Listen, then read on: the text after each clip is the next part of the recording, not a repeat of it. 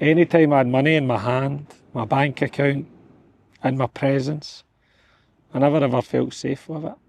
And my body would give me the signals through anxiety, panic, and it was like, right, Stuart, let's get rid of this as quick as possible and as fast as possible.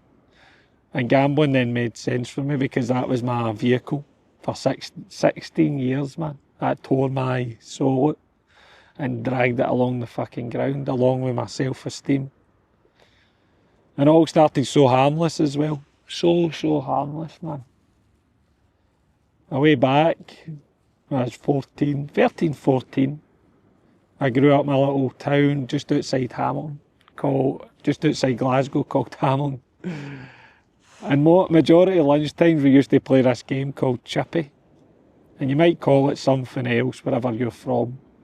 But we called it Chippy. And all it was getting coins. 10 pences, 20 pences. And we'd just stand there and it would throw them at the wall. And the closest person to the wall would win the money. And that was it for me. That was the adrenaline, the escape for the school pressure at the time, the family pressure that was building up. And during that spell, picking up gambling, I loved football accumulators as a wee guy. One of my best friends, his brother, his older brothers loved a bet. His dad loved putting the horses on as well and sitting watching the horses at the weekend.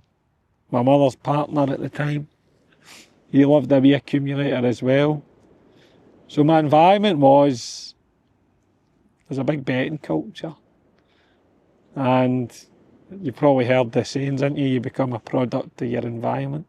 And like I shared in the last video about that time period, being a teenager, and how chaotic the family home was with my mother having a nervous breakdown, going through a breakup with her partner at the time. And that one moment of me sitting on the staircase, bawling my eyes out, watching my mother go through this thing, no feeling safe at all. That was the moment the addiction gave me a vehicle, I guess, to cope with what was to come. Because that day I buried the boy and the survival shelter came up. And back then I probably just needed an adult to put their arm around my shoulder and go, "You're safe, son."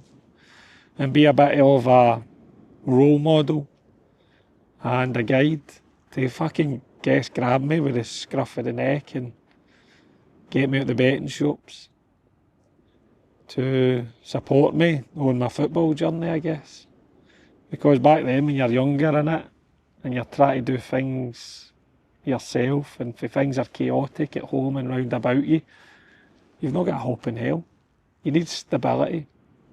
You need guidance. And back then I needed that. I probably say I needed me now, back then, to get a hold of me, to grab me, to go, right, fucking let's do this. This is how you lead your life, son. And that addiction took over.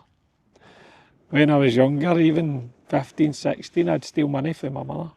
If there was £10 lying in the worktops, I would take them. And one of the things that really gripped me was the fixed odd betting terminals, the roulette machines. I think the worst thing that ever happened to me, probably not the worst thing because I would always have gambled, was I put a tenner in one of the machines at 16 or 17 and I won 600 quid. And it's probably the only time I took that 600 quid out and went and spent it on stuff like trainers and jeans and a jacket. And the leftover of it, I can remember just putting it back in the machine and spending it all. And that was it for me. It took over. Took over absolutely everything. Everything, man. All the way to being in the Royal Marines, getting paid monthly. Every month the money would come in, I'd be like, right, Stuart, let's get rid of this, let's spend it. Whether it was gambling as the main vehicle, night suit, shite that I didn't even need, clothes and all that daft shit. And then when the money was gone within the first week, it would be a repeating cycle of just breathing, surviving, feeling safe. And then when the money come back into the bank account at the end of the month, it'd be like, fuck, let's get rid of this. Let's cause destruction.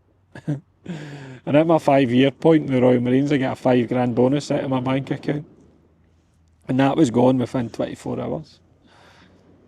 On the roulette, on the football, gone. 5 years, £5,000 bonus in the Marines. Down the drain, gone. And I look back on my journey and I go, things make sense for me.